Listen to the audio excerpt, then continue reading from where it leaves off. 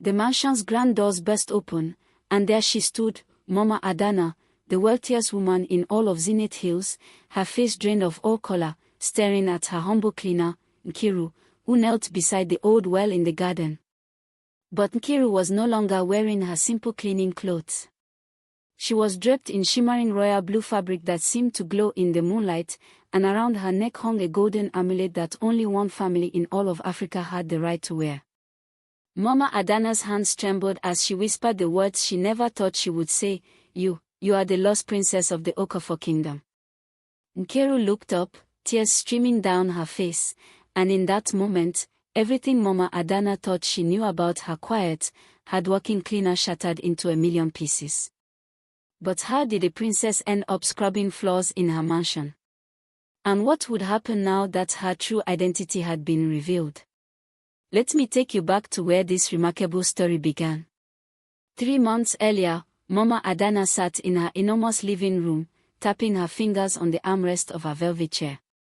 She was a woman who had everything: a mansion with 20 rooms, gardens that stretched as far as the eye could see, and more money than she could count. She had made her fortune selling the finest fabrics in 5 different countries, and everyone in Zenith Hills knew her name.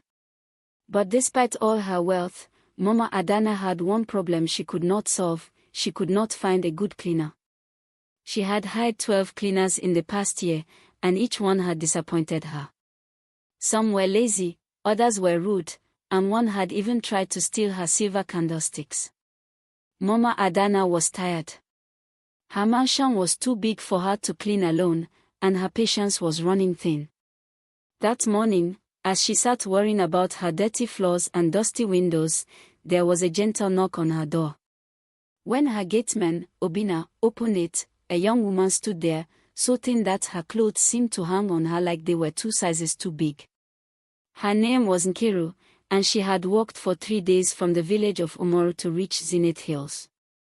Please, Ma, Nkiru said softly when Mama Adanna came to the door. I heard you need a cleaner. I am a hard worker. I will do anything. I just need a job to survive. Mama Adanna looked at the young woman carefully. Nkiru's clothes were torn and faded, and her shoes had holes in them. Her hair was covered with an old brown scarf, and her eyes looked tired, as if she had not slept well in many nights. But there was something else in those eyes, something honest and pure that Mama Adanna had not seen in any of her previous cleaners. Can you clean a mansion this size? Mama Adanna asked, pointing to the enormous building behind her. Yes, Ma. I can clean anything, Nkiru replied. Can you cook? Yes, Ma. My mother taught me before she. Nkiru's voice trailed off, and she looked down at her feet. Mama Adanna felt a small tug at her heart. She was not usually a soft woman, business had taught her to be tough, but something about this girl made her want to give her a chance. Fine, Mama Adanna said. I will give you a trial for 1 week. If you do well, you can stay. I will pay you fairly, give you a room in the servants' quarters, and feed you 3 meals a day. But if you steal from me or disappoint me, you will leave immediately. Do you understand? Yes, Ma. Thank you, Ma. God bless you, Ma. Nkiru said, and for the first time, a small smile appeared on her tired face. That very day, Nkiru began working. Mama Adanna watched her carefully, expecting her to complain about the size of the mansion or ask for breaks every few minutes like the other cleaners had done. But Nkiru did not complain once. She swept every corner, mopped every floor, and cleaned every window until they sparkled like diamonds. She worked from sunrise to sunset, and she did it all with a quiet grace that surprised Mama Adanna. By the end of the first week, the mansion had never looked better. The marble floors shone so brightly that Mama Adanna could see her reflection in them. The gardens were neat and tidy, and even the old fountain that had been covered in moss for years was now clean and flowing with clear water. You have done well, Mama Adanna told Nkiru on the 7th day. You can stay permanently. Thank you, Ma. You have saved my life, Nkiru said, bowing her head respectfully.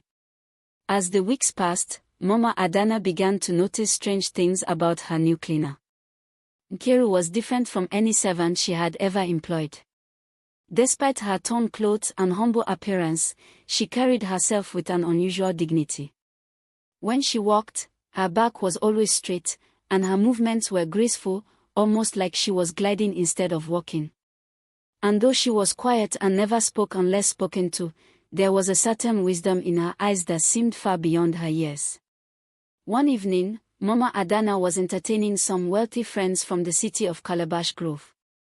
They were sitting in the garden, drinking palm wine and laughing loudly, when one of them accidentally knocked over an expensive vase. It shattered into 100 pieces on the stone path. Nkiru came immediately with a broom and dustpan. As she knelt to clean up the broken pieces, one of Mama Adanna's friends, a rude woman named Lady Chinyu, looked down at her with disgust. "Be careful, girl. That vase cost more money than you will ever see in your entire life," Lady Chinyu said mockingly. Nkiru did not respond. She simply continued cleaning, her face calm and unbothered. But Mama Adanna noticed something. As Nkiru picked up the pieces, her hands moved with such care and precision, as if she had handled valuable things many times before. It was not the clumsy movement of a poor village girl. It was the careful touch of someone who knew the worth of beautiful objects. "Where did you say you came from?"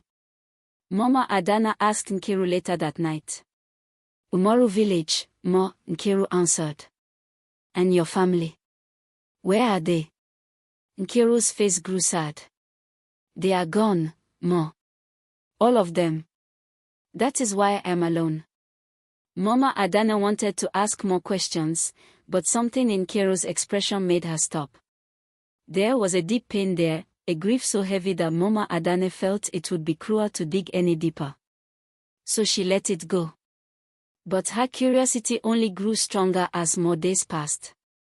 She noticed that Nkiru would sometimes hum songs while she walked, not ordinary village songs, but ancient royal melodies that Mama Adanna recognized from her childhood. These were songs that only noble families sang, songs that were passed down through royal bloodlines for hundreds of years. How did a poor cleaner from Umoru village know these songs? Then there was the matter of Nkiru's education.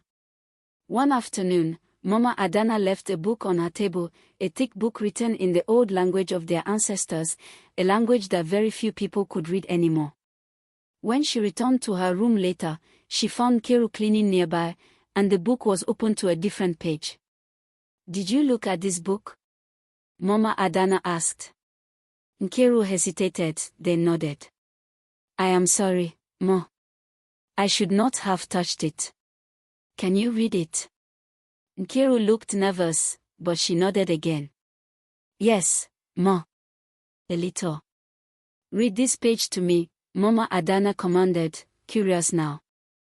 Nkiru took the book and began to read. Her pronunciation was perfect, her understanding of the complex words flawless. Mama Adanna was shocked. This was not something a village girl would know. This was the education of royalty, of someone who had been trained by the best teachers in the land. "Where did you learn to read the old language?" Mama Adanna demanded. My mother taught me, Ma," Nkiru said quietly. "Your mother? A village woman taught you the royal language?" Nkiru looked down, and Mama Adanna saw tears forming in her eyes. "Please, Ma. I do not wish to speak of my past. It brings too much pain." Against her better judgment, Mama Adanna let it go again. But now her mind was spinning with questions. Who was this girl really?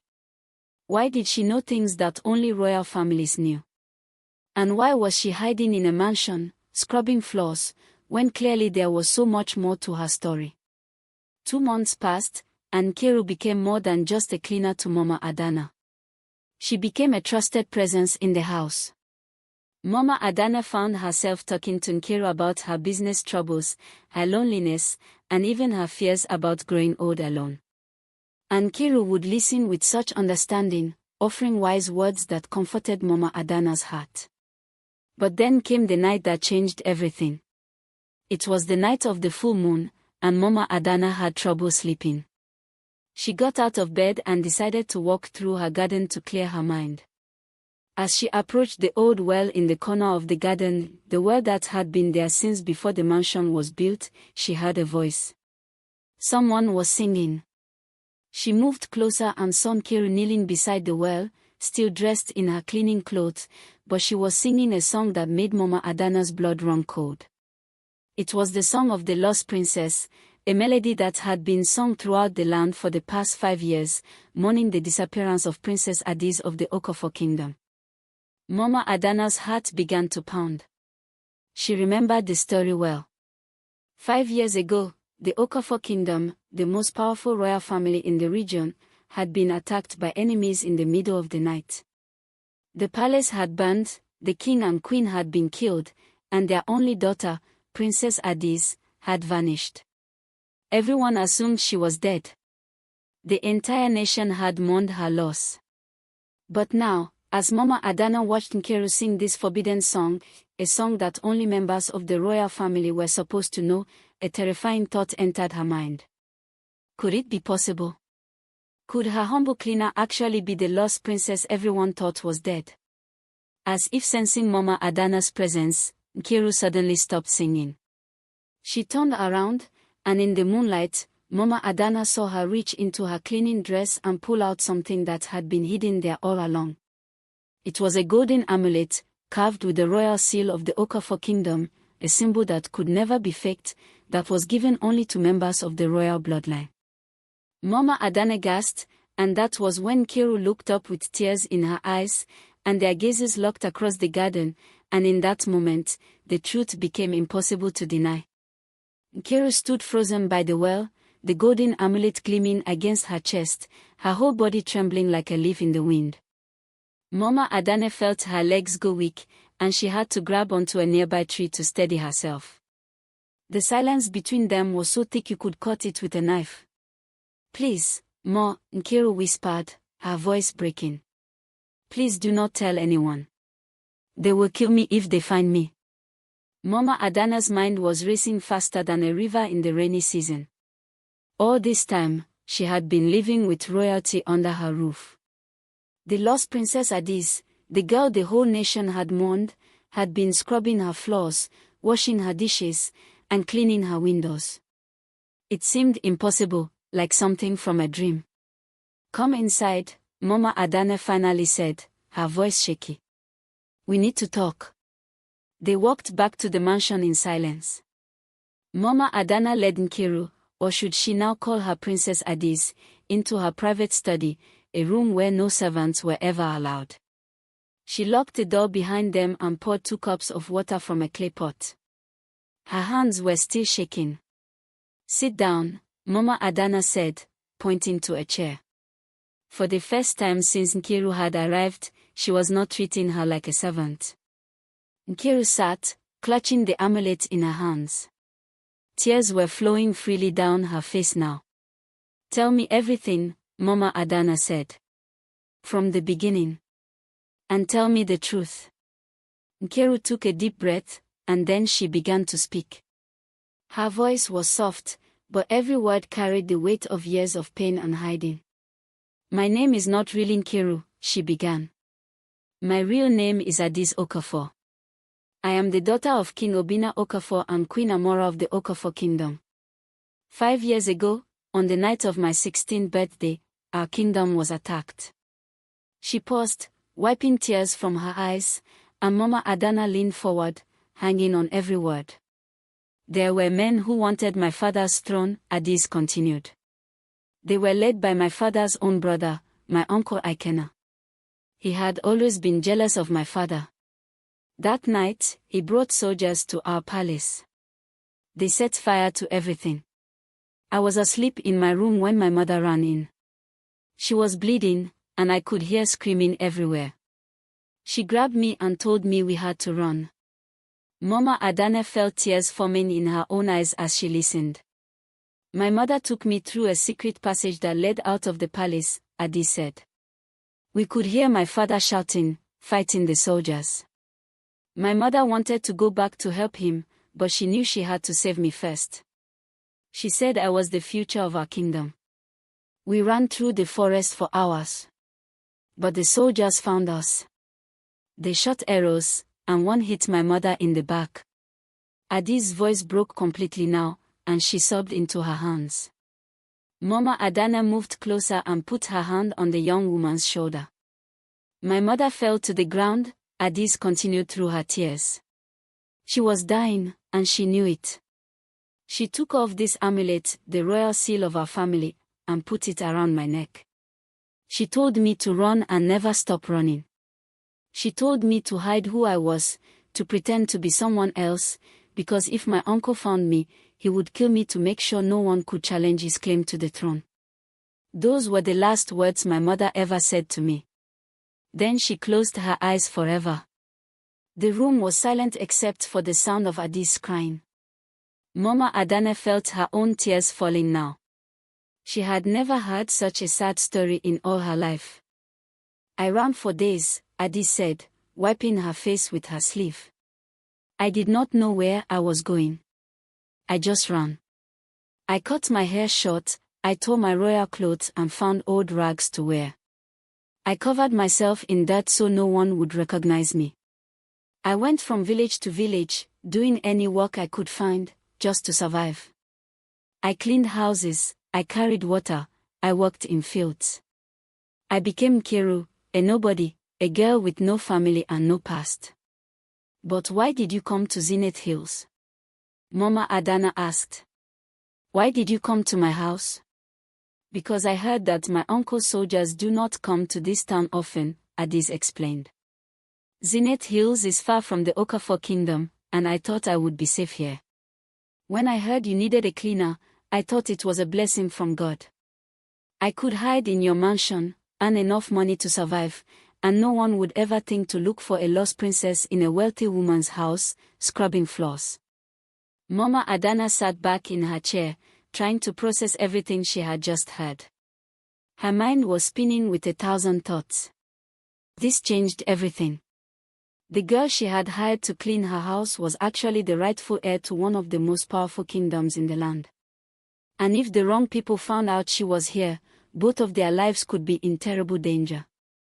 Does anyone else know who you are? Mama Adanna asked. No one, Adis said firmly. You are the first person I have told in 5 years. I have been so careful, Ma. I never sing the royal songs where people can hear me. I never speak about my past. I keep the amulet hidden under my clothes at all times. But tonight I was so sad, missing my parents so much, that I went to the well to sing where I thought no one would hear me. I am sorry, Ma. I have put you in danger by being here. No, Mama Adanna said, surprising herself with the strength in her voice. You have done nothing wrong. You are a victim, Adis. You lost everything through no fault of your own. It felt strange to call her by her real name, but also right somehow. What will you do now, Ma? Adis asked, fear in her eyes. Will you send me away? Will you tell the authorities? Mama Adanna looked at the young woman in front of her, this brave, strong girl who had survived so much and never once complained. She thought about how hard Adis had worked, how kind she had been, how she had brought peace and order to the mansion. And she thought about what the right thing to do was. I will not send you away, Mama Adanna said firmly. And I will not tell anyone your secret. You are safe here, Adis. I give you my word. Adis looked up with hope shining through her tears. Really, Ma? You mean it? I mean it, Mama Adanna said. But we must be very careful. If your uncle finds out you are alive, he will send people to kill you. We need to make sure your secret stays hidden. Thank you, Ma, Adis said, fresh tears flowing down her face. Thank you so much. You have saved my life twice now, once when you gave me a job, and again now by keeping my secret. Over the next few weeks, life in the mansion continued as before, but everything had changed. Mama Adanna could no longer see Addis as just a cleaner. She saw her as the princess she truly was. She wanted to give her fine clothes and move her into a proper bedroom, but Addis begged her not to. It will raise suspicions, Ma, Addis explained. If people see you treating your cleaner like royalty, they will ask questions. I must continue to live as Nkiru the cleaner. It is the only way to stay safe. Mama Adanna agreed, though it hurt her heart to watch a princess scrub floors. But she found small ways to help. She gave Addis easier tasks. She made sure she had the best food from the kitchen. And most importantly, she gave her friendship. The two women would sit together in the evenings, talking about life, sharing stories, and slowly, Addis began to heal from the wounds of her past. But peace never lasts forever. 2 months after Mama Adanna discovered the truth, a group of strangers arrived in Zenith Hills. They were soldiers, dressed in ordinary clothes to avoid attention, but Mama Adanna recognized the symbol they wore on their belts. It was the mark of the Okofo kingdom. They were asking questions in the marketplace, showing people a picture of a young woman and asking if anyone had seen her. When Mama Adanna heard about this from her gateman Obina, her blood turned to ice. She rushed home and found Addis in the garden. "They are here," Mama Adanna said urgently. "Your uncle's soldiers are in town, looking for you." Addis' face went pale. "How many?" Obina said he saw at least 6 of them in the market this morning.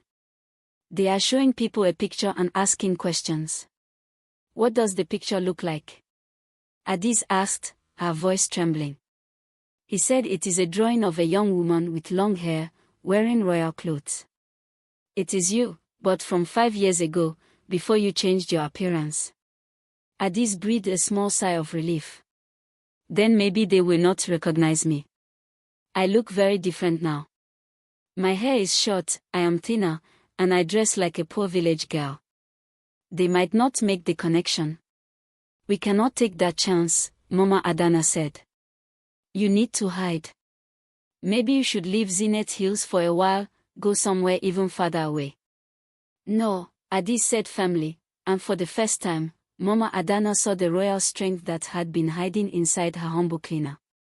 "I am tired of running, Ma. I have been running for 5 years. If I run now, I will run forever. Besides, where would I go? Your mansion is the first place I have felt safe since my parents died.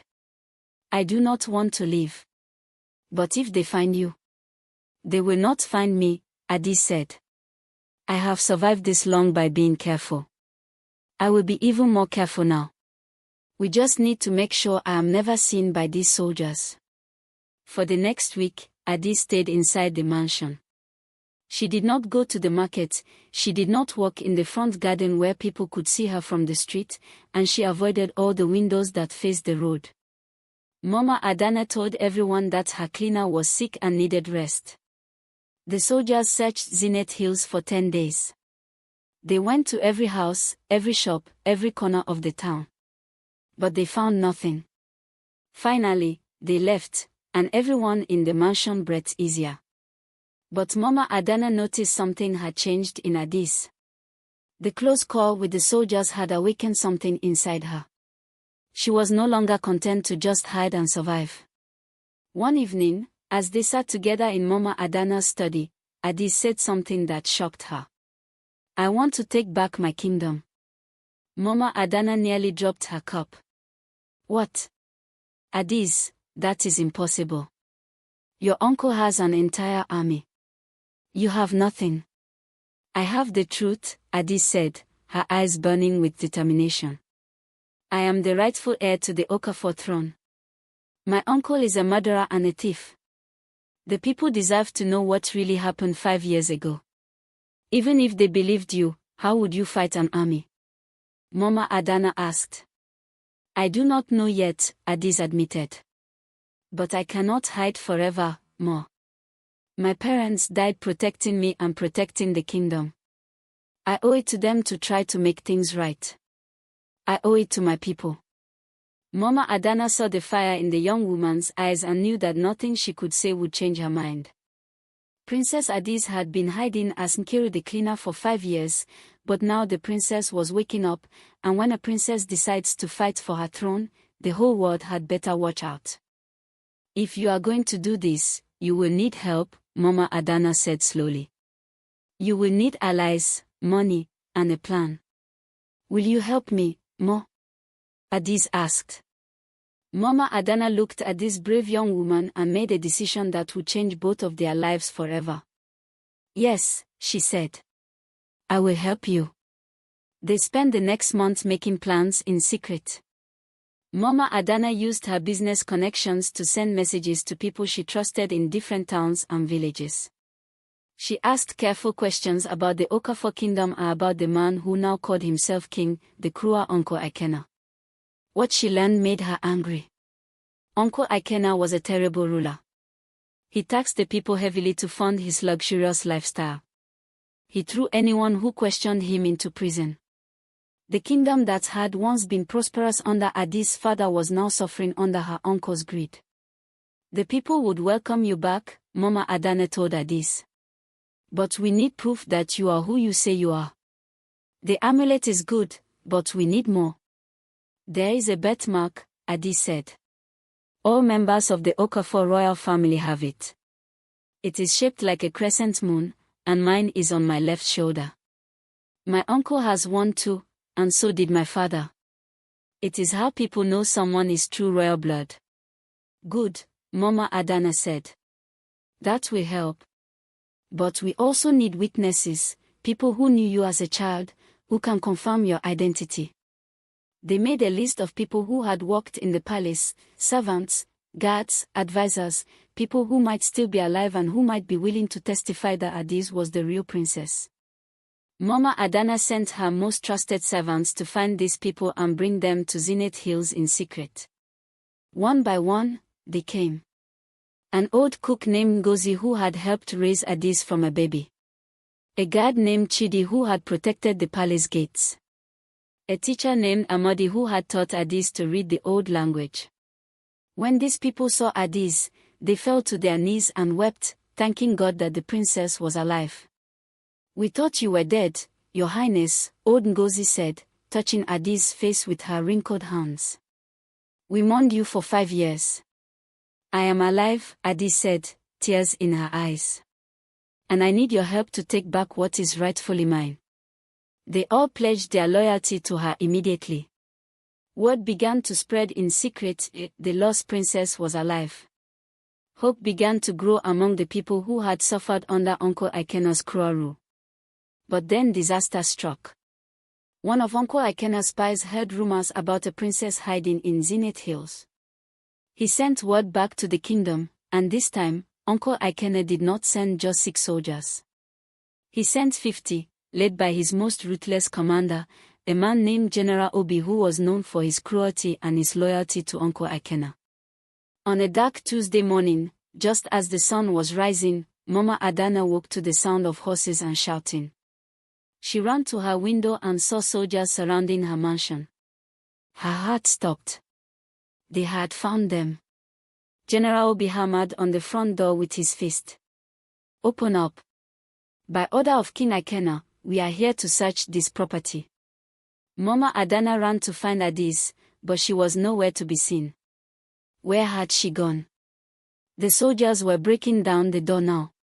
Mama Adanna's mind raced. If they found Addis, they would kill her on the spot.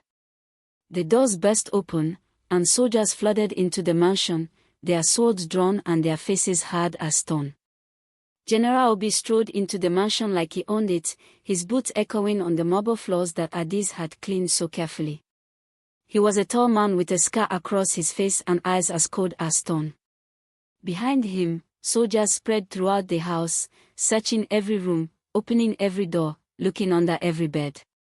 Where is she? General Obi demanded, grabbing Mama Adanna by the arm. Where is who?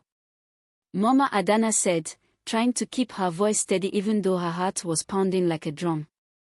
I do not know what you are talking about. Do not play games with me, woman, General Obi snarled. We have reports that the traitor Princess Adiz is hiding in this house. King Ikena has ordered us to find her and bring her back dead or alive.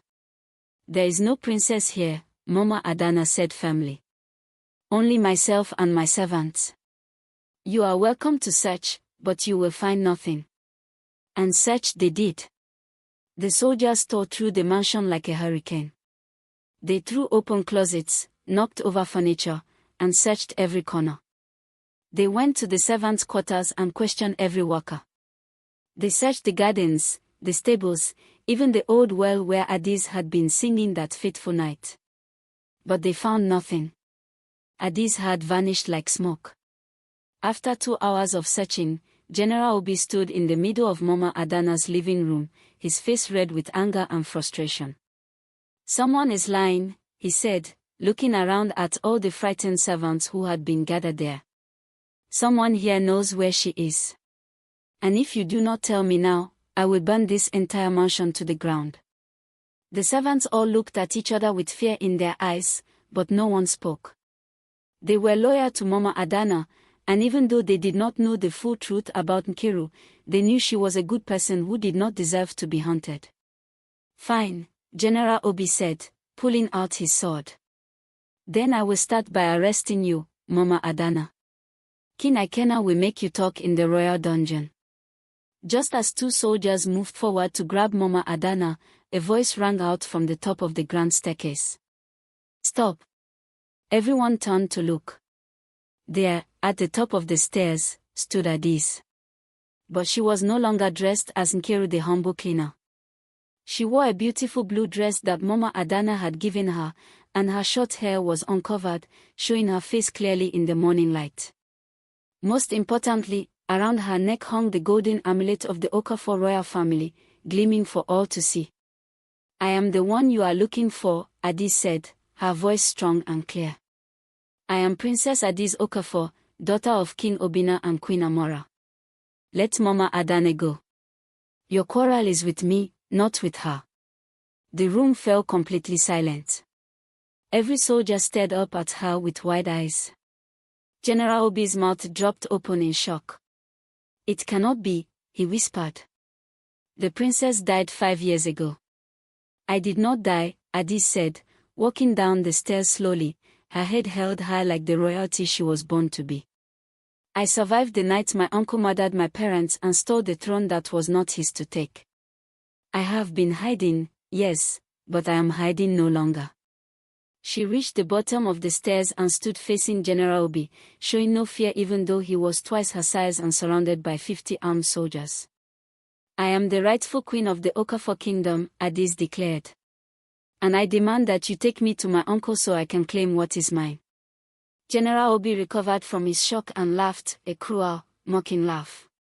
You demand. You are in no position to demand anything, girl. You are under arrest for treason against King Ikena. And when we get you back to the kingdom, you will be executed just like your parents should have been long ago. Careful how you speak about my parents, Adiz said, her eyes flashing with anger. They were true and noble rulers. My uncle is nothing but a murderer and a thief. Seize her. General Obi commanded. 2 soldiers rushed forward to grab Adiz, but before they could reach her, something extraordinary happened. The front door of the mansion burst open again, and this time it was not soldiers who entered. It was people, hundreds of people from Zenith Hills and the surrounding villages.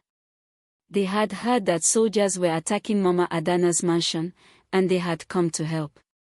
Leading them was old Ngozi the cook, Chidi the guard, and Amodi the teacher, the people who had known Adiz as a child. Behind them were farmers, merchants, mothers with children, and elderly people who could barely walk but had come anyway because they had heard that the lost princess was alive. That is her. Ngozi shouted, pointing at Adiz. That is Princess Adiz. I raised her from a baby. I would know her anywhere. I taught her to read and write. Amodi added. She has the royal birthmark on her left shoulder. She is true Okafor blood. I protected her father's palace for 20 years. Chidi declared. This girl is the rightful heir to the throne. The crowd behind them began to chant, Princess Addis. Princess Addis. Long live the true queen. General Obi looked around nervously. His 50 soldiers were suddenly surrounded by hundreds of angry people. The situation was slipping out of his control. These people are lying, he shouted. King Ikena is the rightful ruler. This girl is an impostor. Then let us prove it, Addis said calmly. She walked over to a soldier who held a torch and held out her left arm. Tear my sleeve, she commanded. The soldier looked at General Obi, who nodded reluctantly. The soldier tore the sleeve of Addis' dress, revealing her left shoulder. And there, clear as day in the torchlight, was the crescent moon birthmark that marked all members of the Okafor royal family. A gasp went through the crowd. Even some of General Obi's own soldiers gasped. They all knew about the royal birthmark.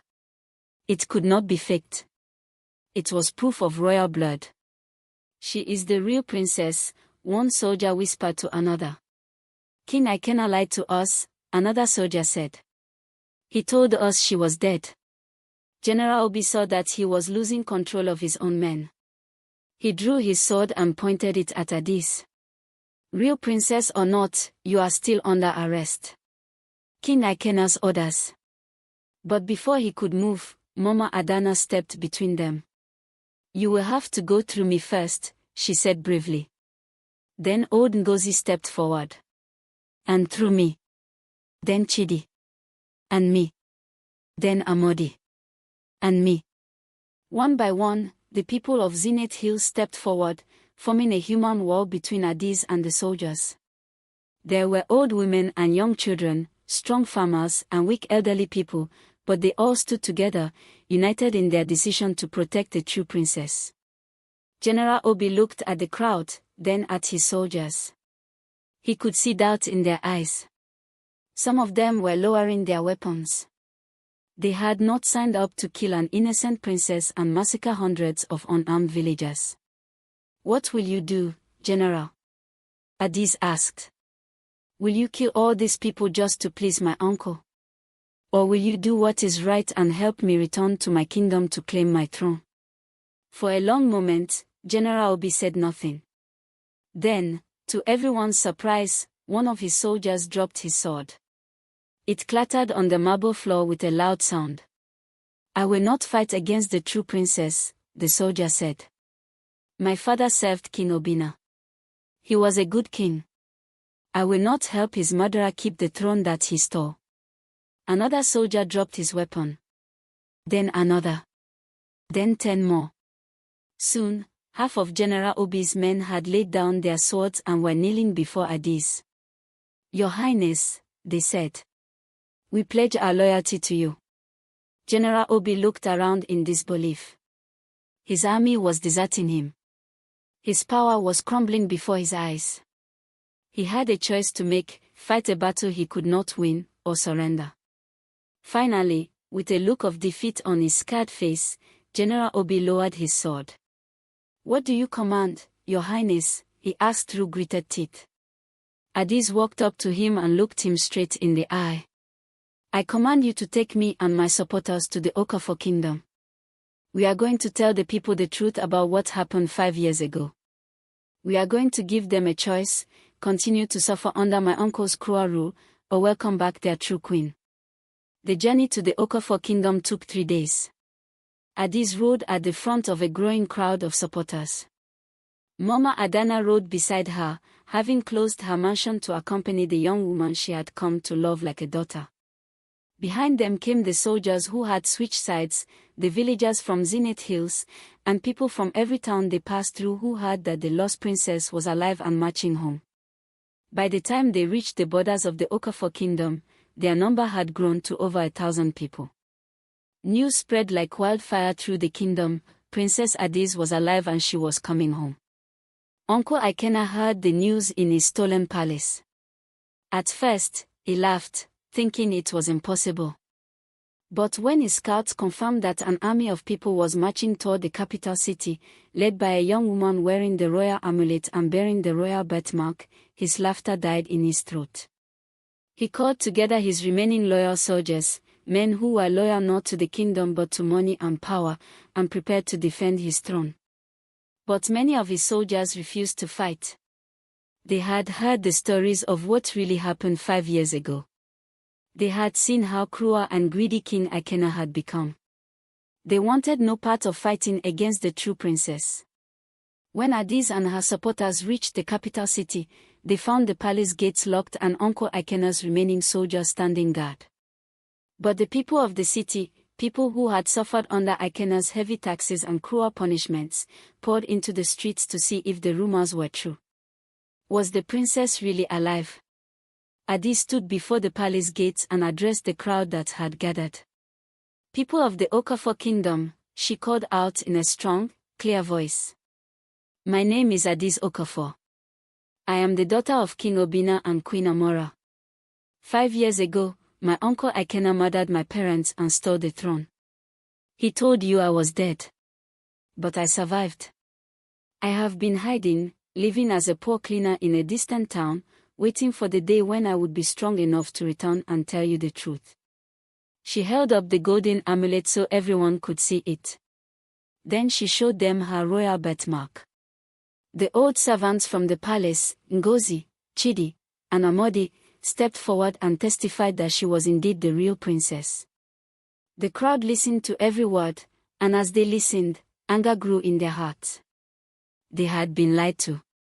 Their true rulers had been murdered. And the man sitting on the throne inside the palace was a fraud and a killer. Open the gates, the people began to shout. Open the gates. Long live Princess Adis. Down with the false king. The chanting grew louder and louder until the very walls of the palace seemed to shake. Inside, Uncle Akenna could hear the rage of his people, and he knew his time was over. His remaining soldiers could see that they were outnumbered 100 to 1. They laid down their weapons and opened the palace gates. The crowd surged forward, and Adis walked through the gates of her childhood home for the first time in 5 years. Tears streamed down her face as she remembered running through these halls as a child, as she remembered her mother's smile and her father's laugh. Everything looked the same, yet everything was different. She found her uncle in the throne room, sitting on her father's throne, trying to maintain his dignity even though he knew he had lost. Hello, uncle, Adis said coldly. Adis, Akenna said, his voice shaking. You should have stayed hidden. You were safe. Why did you come back? Because this is my home, Adis said. Because these are my people. Because my parents died protecting this kingdom, and I will not let their sacrifice be in vain. You took everything from me, uncle. But you could not take who I am. I am Princess Adis Okafor, daughter of the true king, and I have come to claim my throne. Uncle Akenna tried to run, but the crowd grabbed him. He was arrested and thrown into the same dungeon where he had imprisoned so many innocent people over the years. Justice, at last, had been served. 3 days later, there was a coronation ceremony in the great hall of the palace. People came from all corners of the kingdom to witness it. Adis stood before the high priest, wearing royal robes and the crown that had belonged to her mother. Beside her stood Mama Adanna, who had been given the title of royal advisor as a reward for her kindness and loyalty. Do you, Adis Okafor, promise to rule this kingdom with wisdom, justice, and mercy? The high priest asked. I do, Adis said, her voice strong and sure. Do you promise to protect your people, to hear their cries, and to always put their needs before your own? I do, Adis said. Then by the power vested in me, and with the blessing of the ancestors, I proclaim you Queen Adis, rightful ruler of the Okafor kingdom. Long may you reign. Long live the queen, the crowd shouted. Long live Queen Adis. As the crown was placed on her head, Adis looked out at her people, the people her parents had loved and died for, the people who had welcomed her back with open arms. She thought about her journey from princess to poor cleaner and back to queen again.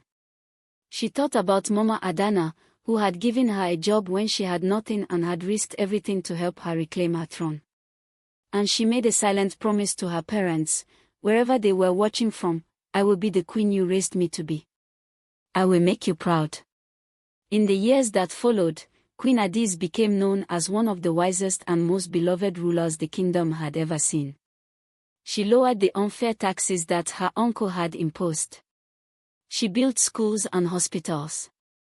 She listened to her people's problems and worked tirelessly to solve them.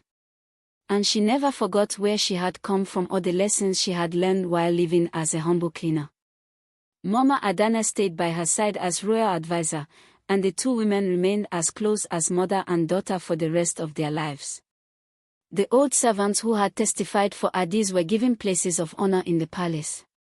And the people of Zenith Hills, who had been the first to stand up for their princess, were forever remembered as heroes in the kingdom's history. As for the old well in Mama Adanna's garden, the place where the truth had first been revealed, it became known as the Well of Destiny. People would travel from far and wide to see it and to hear the story of how a wealthy woman hired a poor cleaner for her mansion, never knowing that she was actually a lost princess in disguise. And they all learned an important lesson, that true nobility is not about crowns and thrones and golden amulets. True nobility is about courage in the face of fear, kindness in the face of suffering, and the strength to stand up for what is right even when the whole world seems to be against you. The lost princess had found her way home. And in doing so, she had found herself.